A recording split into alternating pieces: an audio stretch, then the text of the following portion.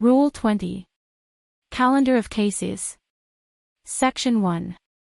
Calendar of cases. The clerk of court, under the direct supervision of the judge, shall keep a calendar of cases for pre-trial, for trial, those whose trials were adjourned or postponed, and those with motions to set for hearing. Preference shall be given to habeas corpus cases, election cases, special civil actions, and those so required by law. Section 2. Assignment of cases. The assignment of cases to the different branches of a court shall be done exclusively by raffle. The assignment shall be done in open session, of which adequate notice shall be given so as to afford interested parties the opportunity to be present. Rule 21. Subpoena. Section 1. Subpoena and subpoena dutes tecum.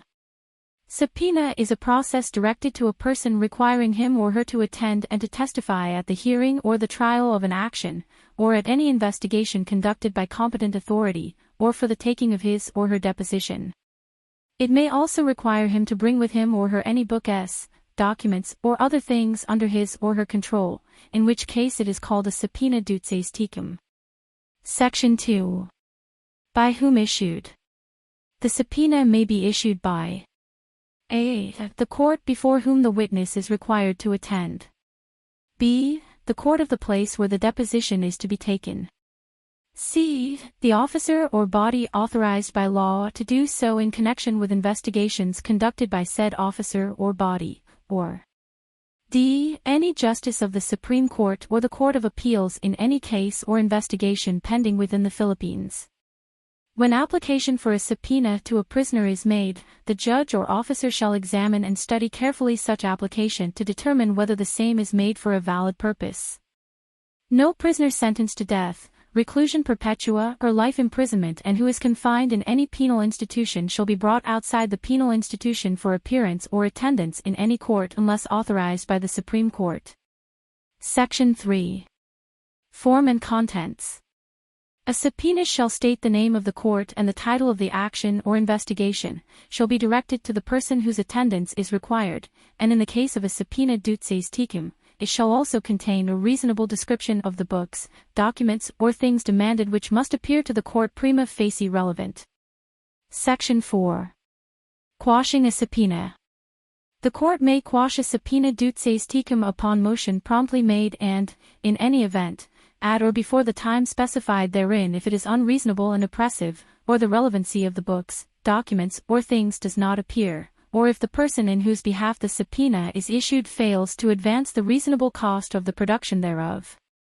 The court may quash a subpoena ad testificandum on the ground that the witness is not bound thereby. In either case, the subpoena may be quashed on the ground that the witness fees and kilometerage allowed by these rules were not tendered when the subpoena was served. Section 5. Subpoena for depositions.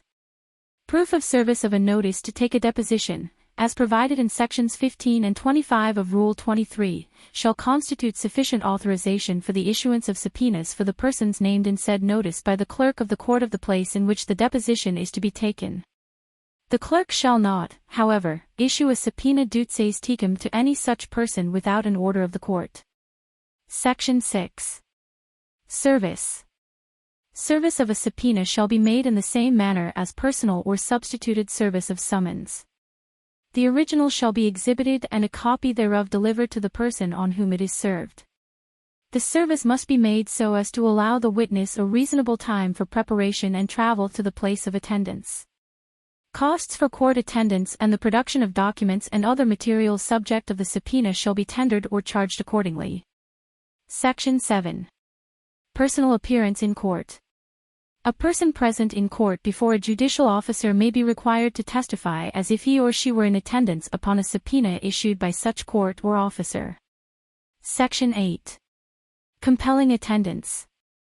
In case of failure of a witness to attend, the court or judge issuing the subpoena, upon proof of the service thereof and of the failure of the witness, may issue a warrant to the sheriff of the province, or his or her deputy, to arrest the witness and bring him or her before the court or officer where his or her attendance is required, and the cost of such warrant and seizure of such witness shall be paid by the witness if the court issuing it shall determine that his or her failure to Answer: the subpoena was willful and without just excuse. Section 9. Contempt.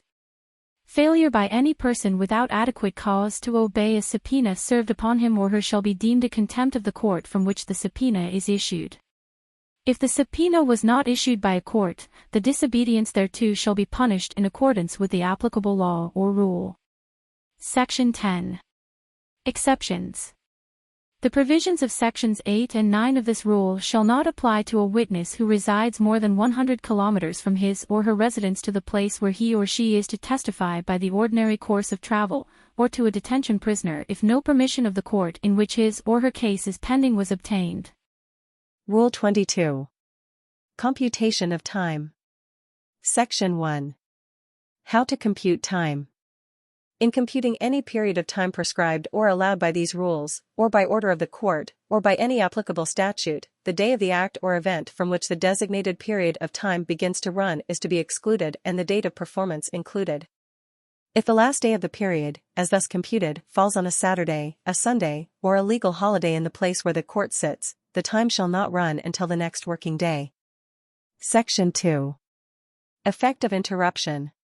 Should an act be done which effectively interrupts the running of the period, the allowable period after such interruption shall start to run on the day after notice of the cessation of the cause thereof. The day of the act that caused the interruption shall be excluded in the computation of the period.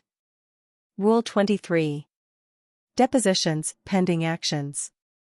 Section 1. Depositions pending action, when may be taken.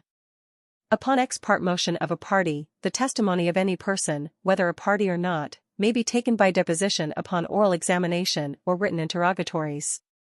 The attendance of witnesses may be compelled by the use of a subpoena as provided in Rule 21. Depositions shall be taken only in accordance with these rules. The deposition of a person confined in prison may be taken only by leave of court on such terms as the court prescribes. Section 2. Scope of examination. Unless otherwise ordered by the court as provided by Section 16 or 18 of this rule, the deponent may be examined regarding any matter, not privileged, which is relevant to the subject of the pending action, whether relating to the claim or defense of any other party, including the existence, description, nature, custody, condition, and location of any Book S, documents, or other tangible things, and the identity and location of persons having knowledge of relevant facts. Section 3. Examination and cross-examination. Examination and cross-examination of deponents may proceed as permitted at the trial under Sections 3 to 18 of Rule 132. Section 4. Use of depositions. At the trial or upon the hearing of a motion or an interlocutory proceeding, any part or all of a deposition, so far as admissible under the rules of evidence, may be used against any party who was present or represented at the taking of the deposition or who had due notice thereof, in accordance with any one of the following provisions. A. Any deposition may be used by any party for the purpose of contradicting or impeaching the testimony of the deponent as a witness. B. The deposition of a party or of anyone who at the time of taking the deposition was an officer, director, or managing agent of a public or private corporation, partnership, or association which is a party may be used by an adverse party for any purpose. C. The deposition of a witness, whether or not a party, may be used by any party for any purpose if the court finds 1. That the witness is dead, or 2. That the witness resides at a distance more than 100 kilometers from the place of trial or hearing, or is out of the Philippines, unless it appears that his or her absence was procured by the party offering the deposition, or 3. That the witness is unable to attend or testify because of age, sickness, infirmity, or imprisonment, or 4. That the party offering the deposition has been unable to procure the attendance of the witness by subpoena, or 5. Upon application and notice, that such exceptional circumstances exist as to make it desirable, in the interest of justice and with due regard to the importance of presenting the testimony of witnesses orally in open court, to allow the deposition to be used, and D. If only part of a deposition is offered in evidence by a party, the adverse party may require him or her to introduce all of it which is relevant to the part introduced, and any party may introduce any other parts. Section 5. Effective substitution of parties. Substitution of parties does not affect the right to use depositions previously taken, and, when an action has been dismissed and another action involving the same subject is afterward brought between the same parties or their representatives or successors in interest, all depositions lawfully taken and duly filed in the former action may be used in the latter as if originally taken therefore. Section 6. Objections to admissibility. Subject to the provisions of Section 29 of this rule, objections may be made at the trial or hearing to receiving in evidence any deposition or part thereof for any reason which would require the exclusion of the evidence if the witness were then present and testifying. Section 7. Effect of taking depositions. A party shall not be deemed to make a person his or her own witness for any purpose by taking his or her deposition. Section 8. Effect of using depositions. The introduction in evidence of the deposition or any part thereof for any purpose other than that of contradicting or impeaching the deponent makes the deponent the witness of the party introducing the deposition, but this shall not apply to the use by an adverse party of a deposition as described in paragraph B of Section 4 of this rule. Section 9. Rebutting deposition. At the trial or hearing, any party may rebut any relevant evidence contained in a deposition whether introduced by him or her or by any other party. Section 10. Persons before whom depositions may be taken within the Philippines. Within the Philippines, depositions may be taken before any judge, notary public, or the person referred to in Section 14 hereof. Section 11. Persons before whom depositions may be taken in foreign countries. In a foreign state or country, depositions may be taken, a. on notice before a secretary of embassy or legation, consul general, consul, vice-consul, or consular agent of the Republic of the Philippines, b. before such person or officer as may be appointed by commission or under letters rogatory, or c. the person referred to in Section 14 hereof. Section 12. Commission or letters rogatory. A commission or letters rogatory shall be issued only when necessary or convenient, on application and notice, and on such terms and with such direction as are just and appropriate. Officers may be designated in notices or commissions either by name or descriptive title, and letters rogatory may be addressed to the appropriate judicial authority in the foreign country. Section 13. Disqualification by interest. No deposition shall be taken before a person who is a relative within the 6th degree of consanguinity or affinity, or employee or counsel of any of the parties, or who is a relative within the same degree, or employee of such counsel, or who is financially interested in the action. Section 14. Stipulations regarding taking of depositions. If the parties so stipulate in writing, depositions may be taken before any person authorized to administer oaths, at any time or place, in accordance with these rules, and when so taken may be used like other depositions. Section 15. Deposition upon oral examination, notice, time and place. A party desiring to take the deposition of any person upon oral examination shall give reasonable notice in writing to every other party to the action. The notice shall state the time and place for taking the deposition and the name and address of each person to be examined, if known, and if the name is not known, a general description sufficient to identify him or her or the particular class or group to which he or she belongs. On motion of any party upon whom the notice is served, the court may for cause shown enlarge or shorten the time. Section 16. Orders for the protection of parties and deponents. After notice is served for taking a deposition by oral examination, upon motion seasonably made by any party or by the person to be examined and for good cause shown, the court in which the action is pending may make the following orders. A. That the deposition shall not be taken. B. That the deposition may be taken only at some designated place other than that stated in the notice. C. That the deposition may be taken only on written interrogatories. D. That certain matters shall not be inquired into. E. That the scope of the examination shall be held with no one present except the parties to the action and their officers or counsel. F. That after being sealed the deposition shall be opened only by order of the court. G. That secret processes, developments, or research need not be disclosed, or H. That the party shall simultaneously file specified documents or information enclosed in sealed envelopes to be opened as directed by the court. The court may make any other order which justice requires to protect the party or witness from annoyance, embarrassment, or oppression. Section 17. Record of examination, oath, objections. The officer before whom the deposition is to be taken shall put the witness on oath and shall personally, or by someone acting under his or her direction and in his or her presence, record the testimony of the witness.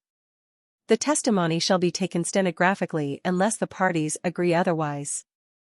All objections made at the time of the examination to the qualifications of the officer taking the deposition, or to the manner of taking it, or to the evidence presented, or to the conduct of any party, and any other objection to the proceedings, shall be noted by the officer upon the deposition. Evidence objected to shall be taken subject to the objections. In lieu of participating in the oral examination, parties served with notice of taking a deposition may transmit written interrogatories to the officers, who shall propound them to the witness and record the answers verbatim. Section 18. Motion to terminate or limit examination. At any time during the taking of the deposition, on motion or petition of any party or of the deponent and upon a showing that the examination is being conducted in bad faith or in such manner as unreasonably to annoy, embarrass, or oppress the deponent or party, the court in which the action is pending or the regional trial court of the place where the deposition is being taken may order the officer conducting the examination to cease forthwith from taking the deposition, or may limit the scope and manner of the taking of the deposition, as provided in Section 16 of this rule. If the order made terminates the examination, it shall be resumed thereafter only upon the order of the court in which the action is pending. Upon demand of the objecting party or deponent, the taking of the deposition shall be suspended for the time necessary to make a notice for an order.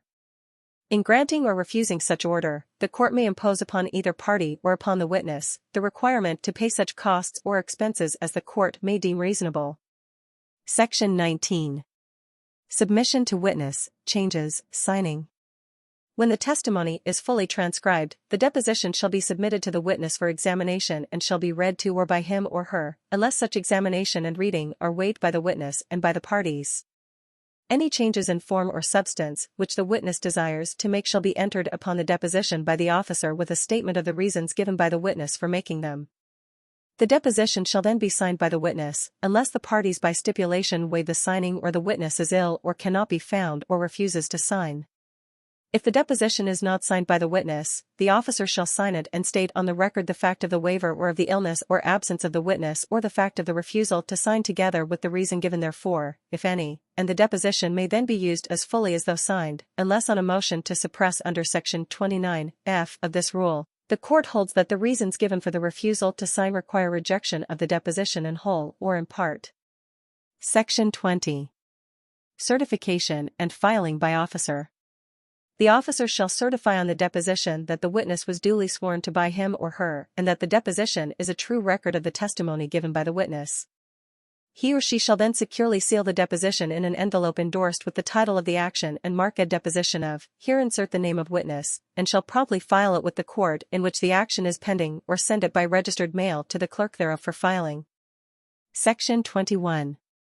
Notice of filing. The officer taking the deposition shall give prompt notice of its filing to all the parties. Section 22. Furnishing copies. Upon payment of reasonable charges therefor, the officer shall furnish a copy of the deposition to any party or to the deponent. Section 23. Failure to attend a party giving notice. If the party giving the notice of the taking of a deposition fails to attend and proceed therewith and another attends in person or by counsel pursuant to the notice, the court may order the party giving the notice to pay such other party the amount of the reasonable expenses incurred by him or her and his or her counsel in so attending, including reasonable attorney's fees. Section 24. Failure of party giving notice to serve subpoena. If the party giving the notice of the taking of a deposition of a witness fails to serve a subpoena upon him or her and the witness because of such failure does not attend, and if another party attends in person or by counsel because he or she expects the deposition of that witness to be taken, the court may order the party giving the notice to pay to such other party the amount of the reasonable expenses incurred by him or her and his or her counsel in so attending, including reasonable attorney's fees. Section 25. Deposition upon written interrogatories, service of notice and of interrogatories. A party desiring to take the deposition of any person upon written interrogatories shall serve them upon every other party with a notice stating the name and address of the person who is to answer them and the name or descriptive title and address of the officer before whom the deposition is to be taken. Within 10 calendar days thereafter, a party so served may serve cross-interrogatories upon the party proposing to take the deposition. Within 5 calendar days thereafter, the latter may serve redirect interrogatories upon a party who is served cross-interrogatories. Within 3 calendar days after being served with redirect interrogatories, a party may serve recross-interrogatories upon the party proposing to take the deposition. Section 26. Officers to take responses and prepare record. A copy of the notice and copies of all interrogatories served shall be delivered by the party taking the deposition to the officer designated in the notice, who shall proceed promptly, in the manner provided by sections 17, 19, and 20 of this rule, to take the testimony of the witness in response to the interrogatories and to prepare, certify, and file or mail the deposition, attaching thereto the copy of the notice and the interrogatories received by him or her. Section 27. Notice of filing and furnishing copies. When a deposition upon interrogatories is filed, the officer taking it shall promptly give notice thereof to all the parties, and may furnish copies to them or to the deponent upon payment of reasonable charges therefor. Section 28. Orders for the protection of parties and deponents. After the service of the interrogatories and prior to the taking of the testimony of the deponent, the court in which the action is pending, on motion promptly made by a party or a deponent, and for good cause shown, may make any order specified in sections 15, 16, and 18 of this rule which is appropriate and just, or an order that the deposition shall not be taken before the officer designated in the notice or that it shall not be taken except upon oral examination. Section 29. Effect of errors and irregularities in depositions. A. As to notice. All errors and irregularities in the notice for taking a deposition are waived unless written objection is promptly served upon the party giving the notice. B. As to disqualification of officer. Objection to taking a deposition because of disqualification of the officer before whom it is to be taken is waived unless made before the taking of the deposition begins or as soon thereafter as the disqualification becomes known or could be discovered with reasonable diligence. C. As to competency or relevancy of evidence. Objections to the competency of a witness or the competency, relevancy, or materiality of testimony are not waived by failure to make them before or during the taking of the deposition, unless the ground of the objection is one which might have been obviated or removed if presented at that time. D. As to oral examination and other particulars. Errors and irregularities occurring at the oral examination in the manner of taking the deposition, in the form of the questions or answers, in the oath or affirmation, or in the conduct of the parties, and errors of any kind which might be obviated, removed, or cured if promptly prosecuted, are waived unless reasonable objection thereto is made at the taking of the deposition. E. As to form of written interrogatories. Objections to the form of written interrogatories submitted under sections 25 and 26 of this rule are waived unless served in writing upon the party propounding them within the time allowed for serving succeeding cross or other interrogatories and within 3 calendar days after service of the last interrogatories authorized. F. As to manner of preparation. Errors and irregularities in the manner in which the testimony is transcribed or the deposition is prepared, signed, certified, sealed, endorsed, transmitted, filed, or otherwise dealt with by the officer under sections 17, 19, 20 and 26 of this rules are waived unless a motion to suppress the deposition or some part thereof is made with reasonable promptness after such defect is, or with due diligence might have been, ascertained.